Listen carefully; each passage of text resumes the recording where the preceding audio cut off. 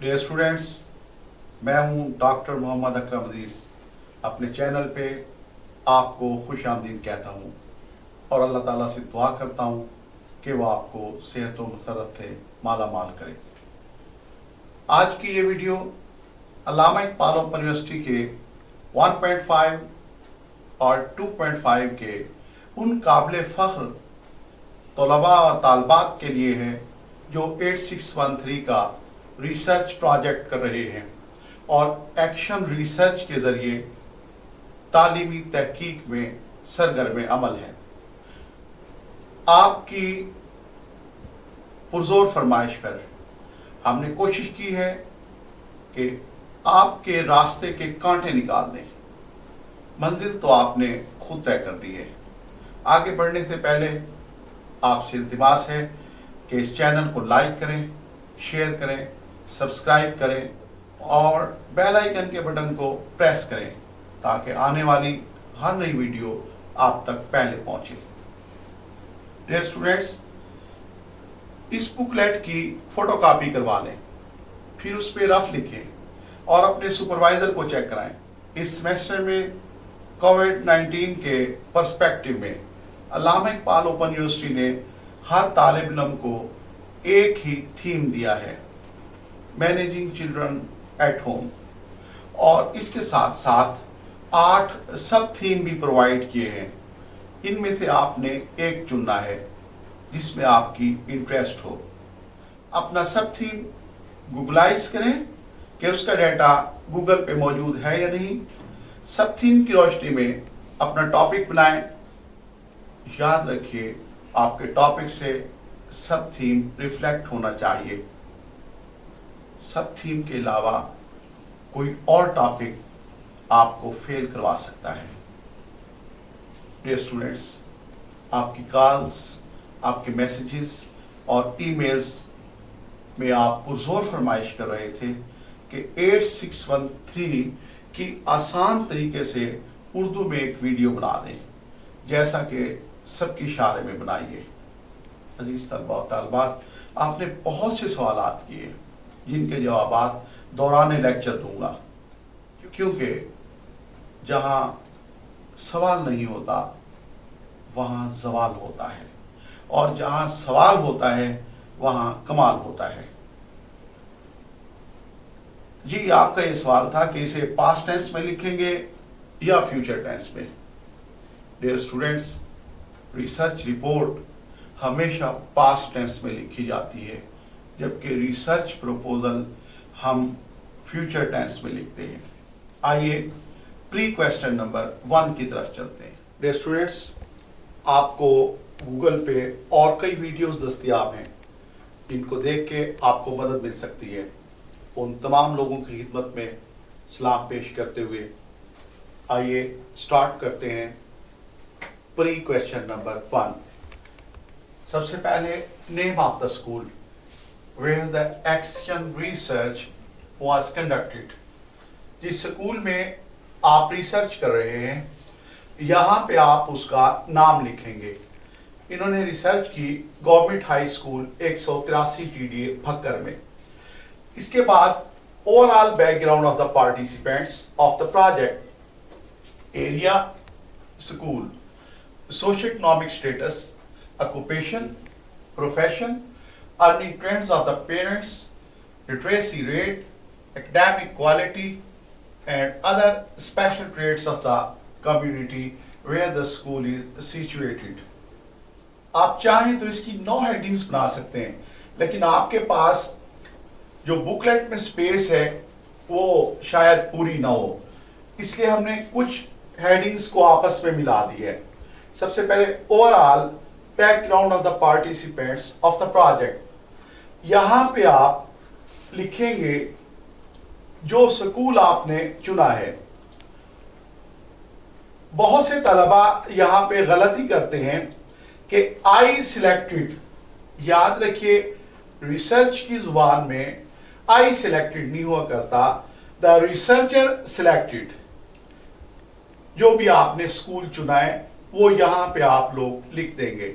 या government high school 183 TDA district Bhakkar was chosen conveniently as it was in the approach of the researcher regarding the distance and finance. जो school आप चुनेंगे उसका जिक्र यहाँ पे जरूर करेंगे। फिर मैं अर्ज करता हूं, फिर मैं आपको बता रहा हूं कि आई सिलेक्टेड आपने नहीं लिखना है। The participants of the project, यहाँ पे आप उसके आगे पार्टिसिपेंट्स लिखेंगे कि वो कौन सी क्लास के स्टूडेंट थे जो आपके सैंपल में शामिल थे। The participants of the project were comprised of the students of 9th class. थोड़ा सा एक्शन रिसर्च का हवाला दे देंगे। In local setting action research was conducted, though its results are not generalizable, yet it focused on immediate problem. आपको कैसे पता चला कि स्टूडेंट्स का बैकग्राउंड क्या है? यहाँ पे या तो आप क्वेश्चनर डेवलप करें, या आप ऑब्जर्वेशन लें, या आप कोई परफॉर्मा डेवलप कर लें। और दूसरा तरीका ये भी है कि मर्दमशुमारी के दफ्तर से आपने पार्टिसिपेंट्स की बैकग्राउंड जानने के लिए एक मास्टर लिस्ट ले ली है। एरिया स्लैश स्कूल, यहां पे आपने बताना है कि स्कूल कौन से एरिया में है, अर्बन एरिया में है या रूरल एरिया में है। उसका आपने महल्ले वकू बताना है कि कौन सी तहसील में, उसका डिस्ट्रिक्ट क्या है। फिर आप उस स्कूल का नाम बताएंगे कि वो कब एस्टैब्लिश हुआ, क्या वो प्राइमरी स्कूल था पहले, फिर अपग्रेड होके वो सेकेंडरी स्कूल बन गया, उसमें टीचर कितने हैं, उसमें स्टूडेंट्स की तादाद कितनी है। तो स्कूल के बारे में यहां पे आप मुख्तसर सा लिखेंगे। Socio economic status, socio economic status की आपने पहले डेफिनेशन लिखनी है नेट से। आप ये भी लिख सकते हैं, आप कोई और भी लिख सकते हैं। आप लिख सकते हैं socio economic reference to society related economic factors. आप लिखेंगे कि वहां का सोशियो इकोनॉमिक स्टेटस क्या था। The socio economic status of majority of the students was low. Some students were mediocre, while a few had sound caliber. Poverty prevailed everywhere with different stories. इसके बाद dear students आपने एक table बनानी है जिसमें income level of sample students, जो आपने sample लिया है उसका आपने इनकम लेवल शो करके स्ट्रेंथ लिखनी है। ये देखिए सीरियल नंबर 10,000 से 20,000 तक के कितने स्टूडेंट थे? 25। फिर 20,001 से 30,000 तक कितने थे? 11। फिर 30,001 से 40,000 तक कितने थे? 8। फिर 40,001 से 50,000 तक कितने थे? 4। और 50,001 से अब आप कितने थे? 2। फिर आपने इनकी परसेंटेज निकाल लेनी है। सोशियो इकोनॉमिक स्टेटस बयान करते हुए अगर मतलूबा मालूमात की हम एक टेबल बना दें तो ज्यादा बेहतर रहेगा। ऑक्यूपेशन स्लैश प्रोफेशन और earning trends of majority of the parents. Dear students, हम चाहते तो इनकी 3 अलग अलग हेडिंग दे सकते थे, लेकिन स्पेस नहीं है बुकलेट में इतनी। ऑक्यूपेशन की आप तारीफ लिखेंगे, गूगलाइज करेंगे, देखेंगे वहां से। प्रोफेशन की भी तारीफ लिखेंगे। Occupation is something a person undertakes to make a living. On the other hand, profession requires knowledge, qualification, skills and specialised training. देखिए, ऑक्यूपेशन उसे कहते हैं जिसे कोई शख्स रोजी कमाने के लिए इख्तियार करता है, जबकि प्रोफेशन के लिए इल्म, नॉलेज, डिग्रियों, महारतों और स्पेशल ट्रेनिंग की जरूरत होती है। अब एग्रीकल्चर उसका ऑक्यूपेशन बनेगा।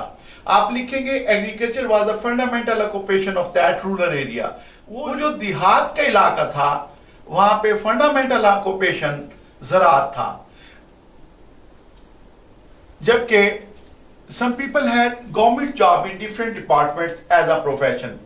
जो गवर्नमेंट के जॉब थे जिसमें आपको कोई सर्टिफिकेट मिला हो, जिसमें आपकी स्किल की जरूरत हो, जिसमें आपने कहीं स्पेशल ट्रेनिंग की हो, वो आपका प्रोफेशन बन जाएगा। As far as earning trends of the parents is concern, जहां तक अर्निंग ट्रेंड्स का ताल्लुक है तो उनमें से majority of them was attached with agriculture. यहां आपने लिखना है कि अगर देहात के हैं तो वहां पे कौन सा ऑक्यूपेशन प्रिवेल कर रहा है। In the light of the responses of the students, बच्चों के जवाबात की रोशनी में यहां पे आपने परसेंटेज देनी है कि कितने परसेंट स्टूडेंट्स के पेरेंट्स फार्मिंग में थे, कितने परसेंट गवर्नमेंट जॉब कर रहे थे, कितने परसेंट पाक आर्मी में थे, कितने परसेंट मजदूर थे। क्योंकि देहाती इलाका है, साफ जाहिर है वहां पे लाइफ स्टॉक भी होगा, कितने परसेंट लाइफ स्टॉक से मुंसलिक थे और कितनी परसेंटेज उन लोगों की थी जो पोल्ट्री फार्म रखते थे। उसके बाद rest of the people were unemployed and earn there livings on daily wages. और फिर बेरोजगार लोगों का भी आपने जिक्र करना है कि उनकी परसेंटेज क्या है। डियर स्टूडेंट्स, याद रखना ये परसेंटेज वेरी करेगी फ्रॉम प्लेस टू प्लेस, यानी एक जगह की परसेंटेज और होगी, दूसरे एरिया की परसेंटेज और हो सकती है, खा एक ही डिस्ट्रिक्ट क्यों ना हो। तो याद रखिए, इसमें हम पार्टिसिपेंट्स यानी स्टूडेंट्स के पेरेंट्स का ऑक्यूपेशन मेंशन करते हैं और प्रोफेशन, साथ ही साथ उसकी परसेंटेज हम इसमें जरूर देते हैं। आते हैं हम literacy rate and academic quality की तरफ। जैसा कि मैंने पहले आपको बताया कि आपने कोई डेफिनेशन ले लेनी है। लिटरेसी रेट की हमने टेलर एलवुड की एक डेफिनेशन ली, वो लिटरेसी की डेफिनेशन यहाँ पे हमने लिख दी। उसके बाद हमने यहाँ पे उस एरिया का लिटरेसी रेट लिखना है कि वहां का लिटरेसी रेट कितना है। इसमें हमने देखा 2% people were oriented with post graduate degree, 3% graduate, 7% intermediate and 15% for matric. Rest of the people were under matric. हो सके तो आप वहां के मेल का भी लिटरेसी रेट लें और फीमेल का भी लिटरेसी रेट लें। और उसके बाद एकेडमिक क्वालिटी देखें कि इंस्टीट्यूशन के स्टूडेंट्स की क्या एकेडमिक क्वालिटी है। तो इस स्कूल में हैरत अंगेज तौर पे 2013-14 में रिजल्ट था 10%, यहां पे एक हेड आए और उसके बाद यही रिजल्ट उनकी वजह से 95% पे गया। डियर स्टूडेंट्स, ये लिटरेसी रेट आप अपने अपने एरिया के मुताबिक तब्दील करेंगे जो आप रिसर्च करेंगे। Special trait of the community, जिस इलाके में आपने रिसर्च की है वहां की स्पेशल ट्रेट क्या थी, वो कौन सी खास बात थी जिसने आपको मुतासिर किया हो। तो ये बड़ा सादा सा लिखा हुआ है क्योंकि वहां आबादी इतनी घनी नहीं थी। रिसर्चर ने देखा कि लोग आपस में गहरा ताल्लुक रखते हैं, एक दूसरे के चेहरे को जानते हैं। The degree of social solidarity was greater in this area as a special trait. जो यकजहती थी समाजी, वो आइडियल थी यहां पे, दैट्स कमेंडेबल, वो काबिल तहसीन है। और एक और बात वहां पे ऑब्जर्व की गई, the game of volleyball is in full swing in the evening. शाम को वॉलीबॉल की गेम पूरे उरूज पे होती है। डियर स्टूडेंट्स, 8613 का रिसर्च का एक एक सवाल इंशाल्लाह हम आपको जरूर समझाएंगे, लेकिन उससे पहले एक बात आपसे करना चाहता हूं कि वक्त और शऊर खुशकिस्मत लोगों को एक साथ मिलते हैं। जब वक्त होता है तो शऊर नहीं होता, और जब शऊर आता है तो वक्त चला जाता है। आपसे गुजारिश है कि अपने वक्त की कदर करें। आपको जो सवाल ना आता हो, जो आपकी कॉम्प्लिकेशंस हो, वो आप हमें भेजें। इंशाअल्लाह ताला फ़रोग़ तालीम के लिए हम आपको उसका जवाब देंगे। डियर स्टूडेंट्स, उम्मीद करता हूँ आज की ये वीडियो आपको पसंद आई हो। आपसे गुजारिश है कि आप इस चैनल को शेयर करें, लाइक करें, सब्सक्राइब करें और हाँ, साथ ही बेल आइकन को प्रेस करें ताकि आने वाली हर वीडियो आप तक पहुंच सके।